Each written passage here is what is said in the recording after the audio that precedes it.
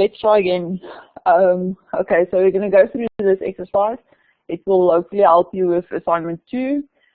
So what was the task? Task is quite simplistic, straightforward. Create a data model for the Hatfield campus map. So I think you've all seen the map at some stage. But it's very different because previously in this type of task, we went from text, I gave you some instructions, and then you went to UML. So your output, what you needed to create was UML. So for this one, what is different now is that we go from a map, which is a graphic representation, to text, and then only to UML. So your text would be similar to your assumptions. So from the graphic thing, you need to assume things, you need to induce certain things. So that's why we need to first create this text and then the UML from that. So the first steps is just to take the map and to pull out a number of requirements or assumptions. So I just cut off the little bottom legend of the map, but so you can start by looking at the map, etc. A nice place to also start is with the legend. The legend also gives you an idea of the different classes, etc. that is available. So now we can start, we see that, okay, so the university consists of one or more campuses. That's one of our assumptions. The second assumption can be a campus has multiple buildings on it. Some of them will be lecturing buildings, administrative, residential, and then there's some other types of buildings. So that's already 2 assumptions. I just created 12.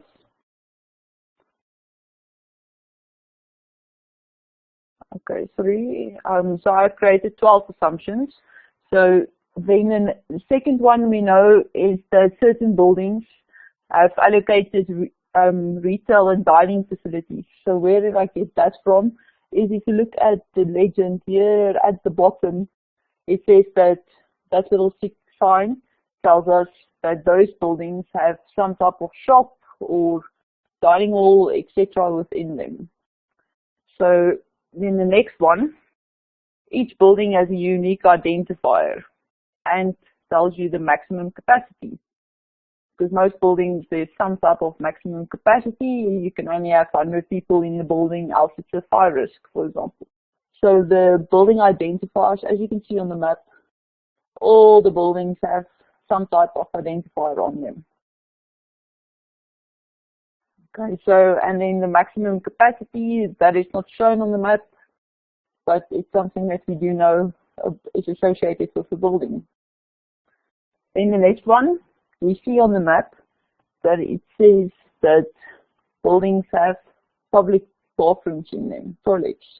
So we can also see on the map that not all buildings have public facilities. So for example, this building, the engineering building, you can see that there is no bathroom facilities within that building.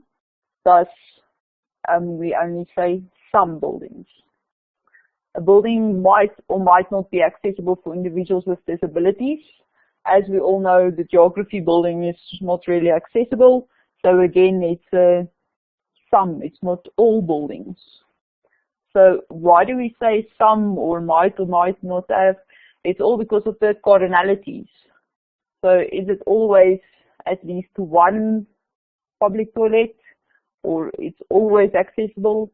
So that's why we care about that. Okay, the next one. Campus has various types of parking bays. This we can see on the side here. And some of them are specifically for staff, some of them are for visitors, some are for disabled individuals. So there are various ones all across campus. Then another thing is some are open and some are closed. So as you know, the parkade, for example, is a covered parking.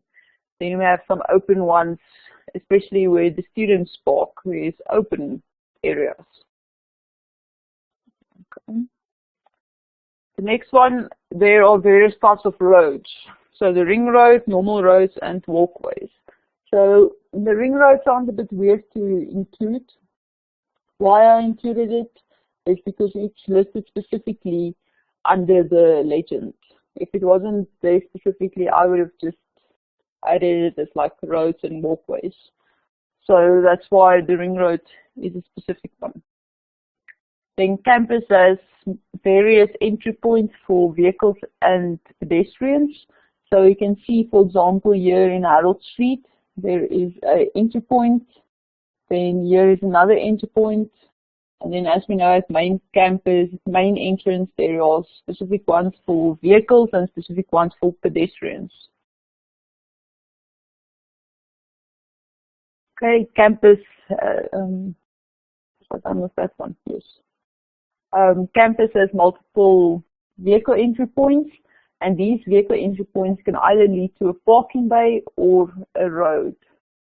So again, if we look at this one at Harold Street, it leads directly to a parking area.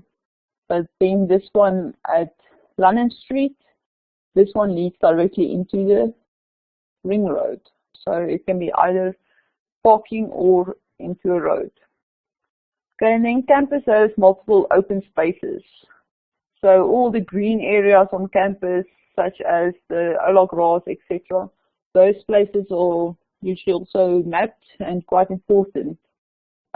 In Europe, etc., there's a lot of studies surrounding these open spaces because buildings also tight on each other that you need these open spaces. I don't know how many of you've been to like UJ's campus. It feels like there's no open space there. There's a lot of buildings very close to each other. So that's one thing that makes our campus, for me at least, very unique and very beautiful, is all the open spaces. Okay, so now we have a list of 12 assumptions. So we have, if we go back to this slide, we have a map. We created some text, our assumptions, and next we have to do the UML. So did you have any other assumptions that you could draw from the map? There's a couple of things that you could add. For example, the railway line. I don't know, I didn't really add anything about these areas, etc. Was there anything unique that you found?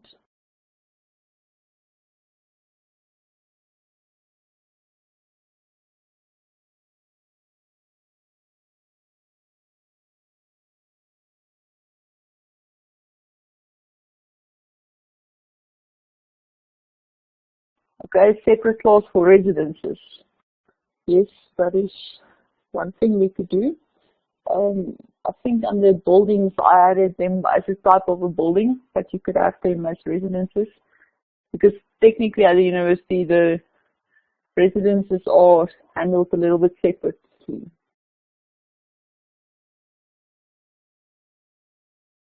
Okay. I don't see any other comments for now, so let's continue then. Okay, so the first one was the university consists of more than one campus. So this is one that we've seen a couple of times now. We have the classes, university and campus, and then our relationship can be an association or an aggregation.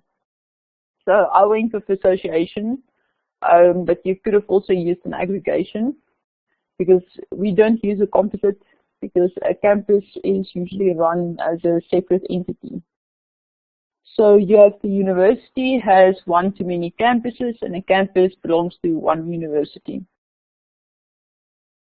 Okay. Then on a campus, there is multiple buildings, for example, lecturing, etc. Okay. So our classes is campus and buildings make up a campus. So I went with aggregation, but you could have also gone with association. I seem to have forgotten to create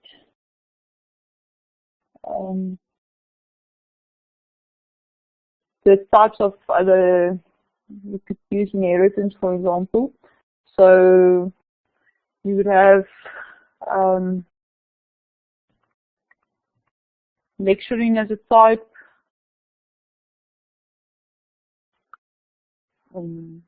What's the other one? Admin.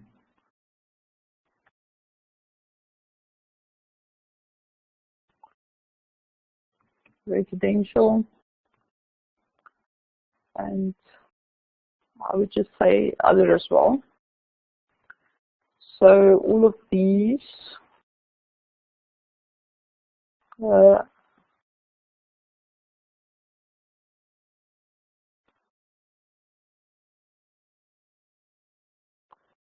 be a subtype. So all of these are inheritance relationship with building, because building is our main type, and then a lecturing building, an admin building, a residential building, or another type of building is all subtypes. So I just forgot to add that section, but I think you all know the thing with the types already, so that should be quite easy to get at least.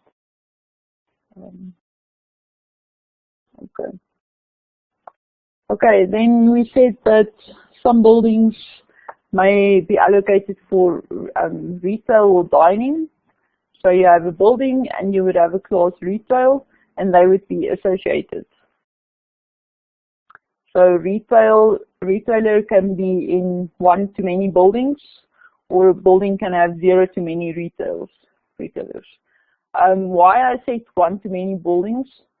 So in your retail class, you would, for example, have, I don't know what the new shop is, but there was Wannabe, I don't know the spelling, sorry about that.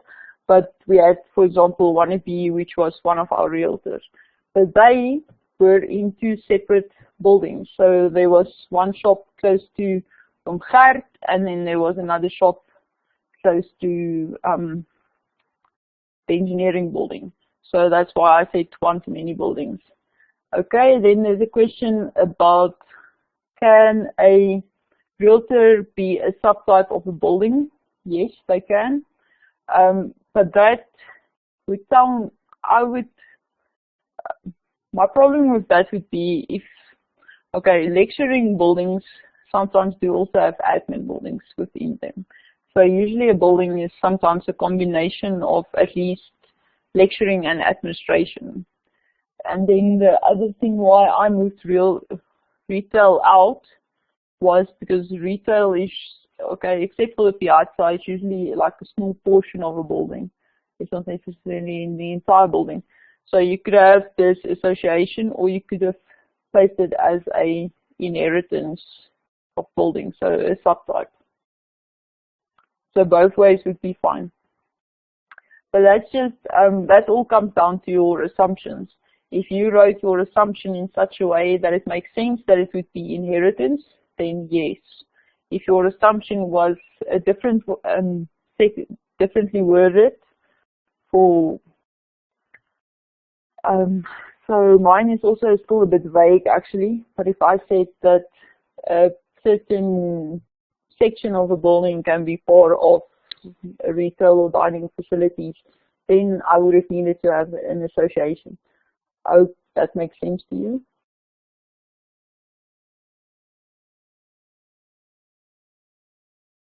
Just give me an indication if I need to like explain something again also, okay? Okay, then we say the next one is unique identifier and capacity. Okay, again, I see I have left something out here. So this is only, we don't need to create classes for this. This would just be part of your attributes. So you would have an ID attribute, which is your unique identifier. I used integer because usually you would create an ID with numbers. You can also have a character string, which would then have values and numbers. Then capacity is our maximum number of people. Okay.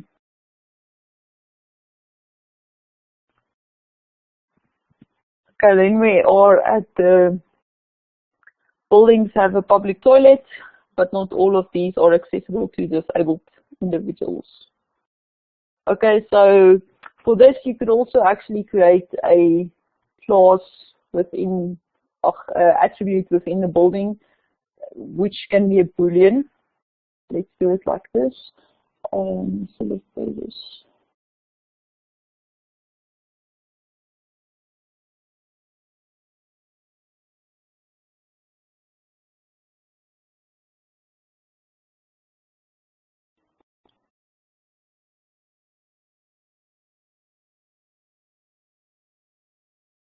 Okay. Ooh. So I just want to copy this page.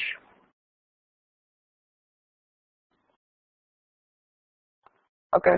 So one way you could have done this was, the first one would be to have a attribute within building. That would be a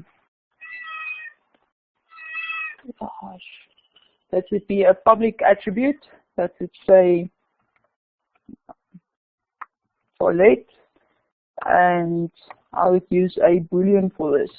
So this would tell me, does it have a public bathroom, yes or no? So does it have a bathroom, yes or no? Then you don't need this clause. So then we could have removed this clause. So that's one way of doing it. The second way would be to have this idea where you have the building with an associated bathroom.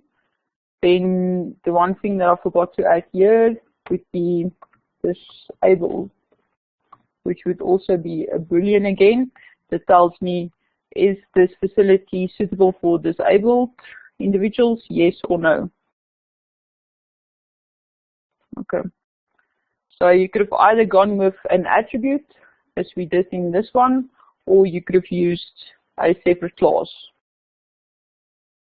Okay, so hopefully you can see that there are multiple ways of doing this. There's not really a set way. It's more, is it logical, and does it correlate with what you said in your assumption? Okay. Any questions so far? Is everybody fine? Okay. Okay, the next one would be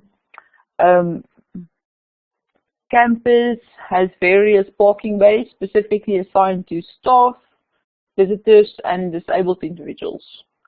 So I didn't add students. I think that was because the student parking wasn't identified specifically on the legend of the map.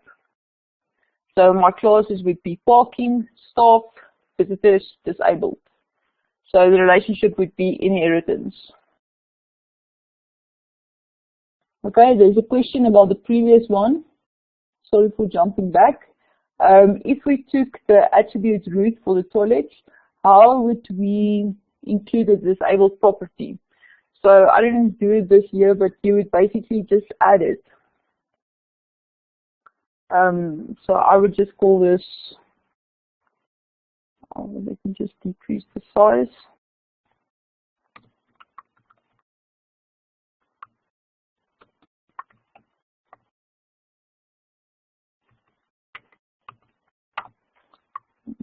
Brilliant.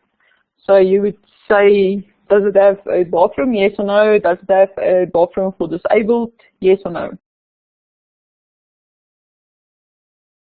Okay. Okay, so this one, back to the parking again. So we have our supertypes and our subtypes. So I think this one is also quite straightforward. Then the next one, is the parking covered or closed? So for this one again, I added rather a attribute for a type. You could have done it as an inheritance, that you have open parking and closed parking, which is types of parking. But this feels a bit cleaner and easier to me. You just have a type, and your type would then be open or closed. Okay. So if we want to put it into this picture here, you will have your attribute here that says type, which is a char.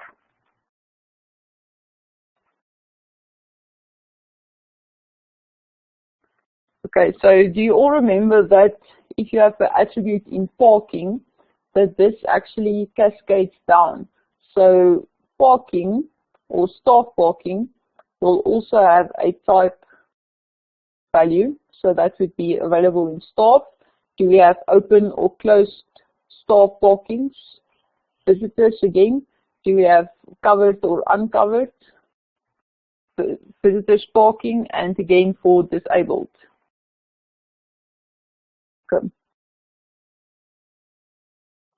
Okay, then roads. We said that we have the ring road, roads, and walkways. So we have the main class road, ring road. I changed it to normal roads because else we have road, which is a subtype of the road. So that would be a bit weird. So that's why I made it normal roads. And then walkways. Walkways is technically a type of the road. It's just not for vehicles, even though in our case at university we do have golf carts that use the walkways. Okay, vehicle entries. So a campus can be entered by vehicle or pedestrian.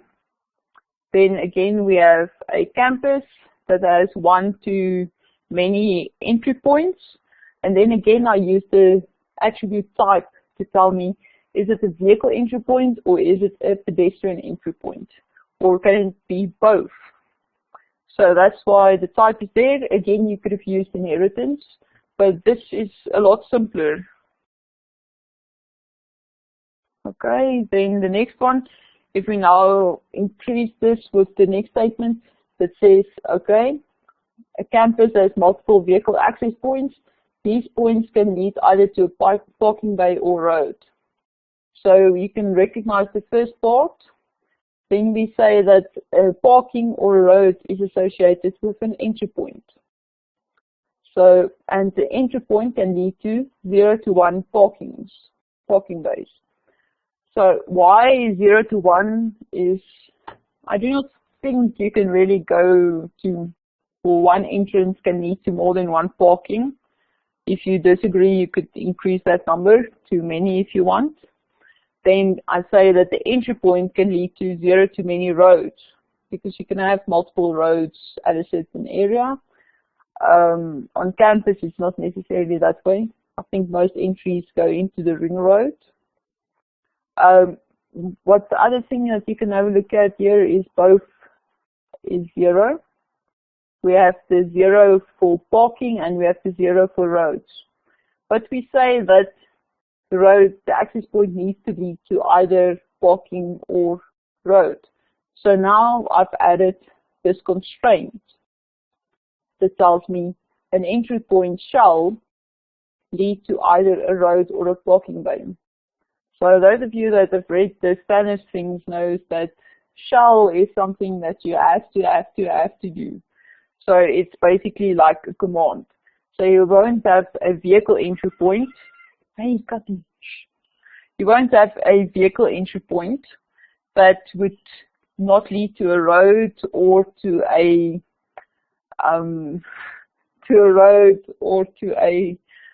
parking bay, because else where does the entry point go?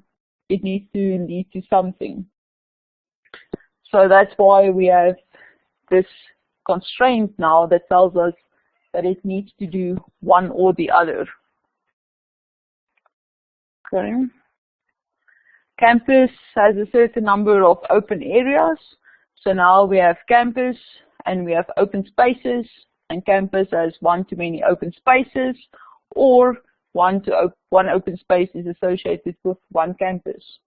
So I don't know the other campuses that well, but we, for example, have the Ola Grass, and the Ola Grass is associated with main campus. So contractors, etc., know that if they get the task to lawn the mow at Ola, then no, it's associated with main campus. Okay, so now the way I've did this mainly, you end up with something that would look, okay, this is not a complete model. I just want to show you around campus. So most of my assumptions, etc., would lead to this type of association relationship. That we have campus, it is associated with buildings, it's associated with entry points, it's associated with open spaces. But there's also another way of doing this. So I don't know how many of you have done this, that you would rather have campus that has there is a composition of buildings, entry points, open spaces, etc. Parking, roads, whatever you want to call this.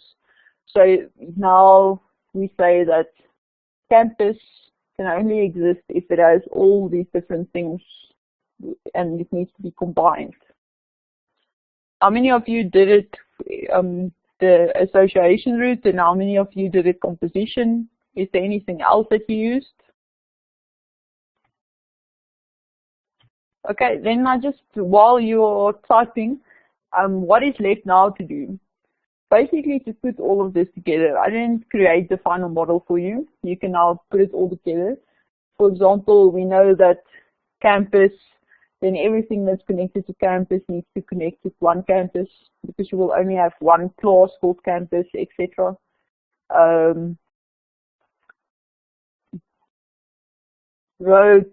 Is roads connected to campuses? Is it not, etc.? Is it part of the municipality if you would like, and so forth. So you need to put all of this together. Then the next thing is that, I think I mentioned this on Tuesday, is that you do not need to have everything connected. This you will see as well when you do the assignment, is that it becomes quite difficult to connect everything. So another thing that I mentioned on Tuesday is that you should avoid this hierarchy system. So that you have, for example, campus here at the top, and you end up here at the bottom with different entrances, different types of parking, etc. And everything is connected in the end. That becomes quite difficult to manage and also to do. So try to avoid that. Keep it logical. You might have a section that was now, as mine did, I basically had a campus section. A lot of things that was about campus, that was directly connected to campus. But then, for example, in my case, roads was not connected. And that was because of my assumptions. My assumptions did not say that a road is directly associated with campus. So you could have the situation as well. I hope it makes sense to you.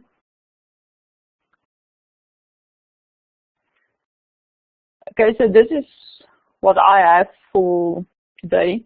Do you have any questions? Does anybody want to say something?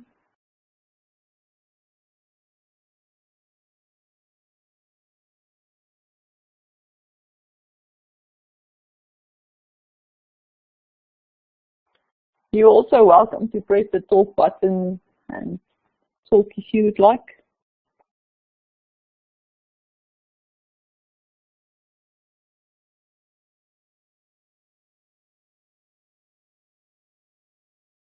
Could roads not end up being an association clause? So do you mean that roads is just associated? Yes?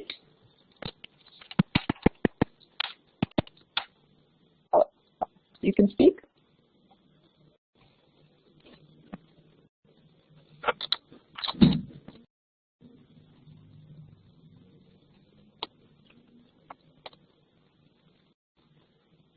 Okay.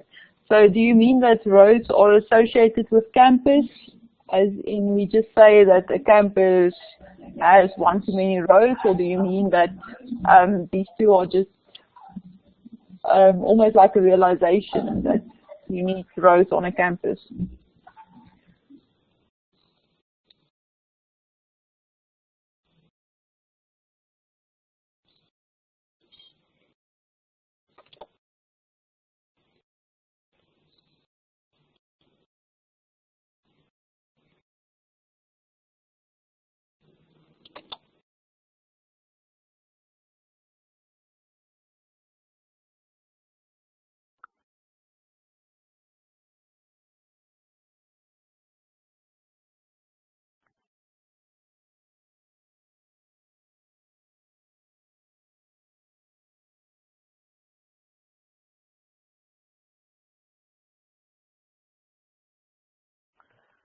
Okay, so even further, it might be associated with, and it would be indirectly associated.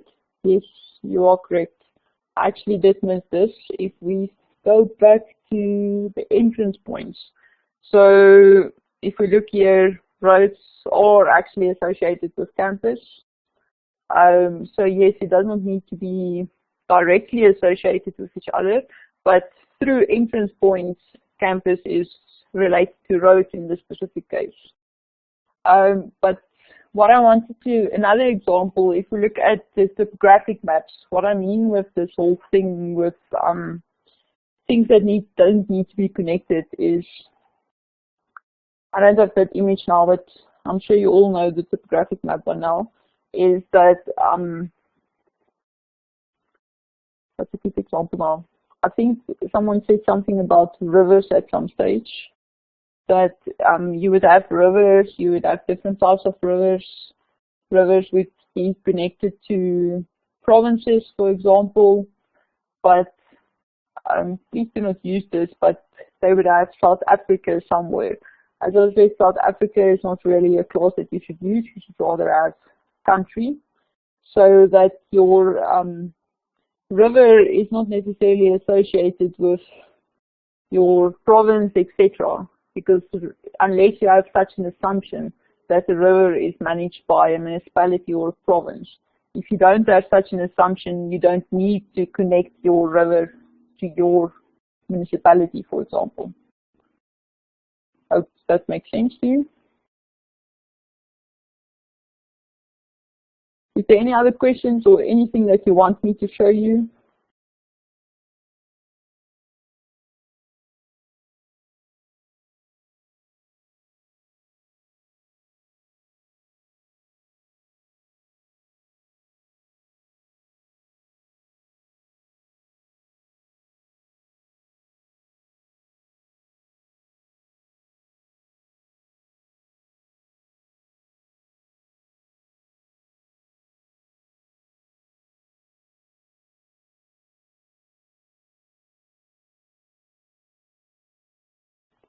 Okay, how do we get the classes?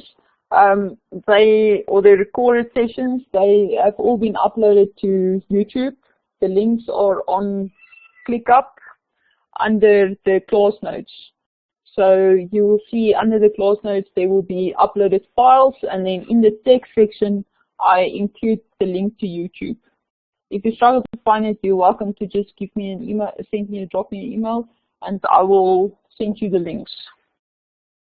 Okay, will these notes also be on ClickUp? Yes, I will load everything on ClickUp for you.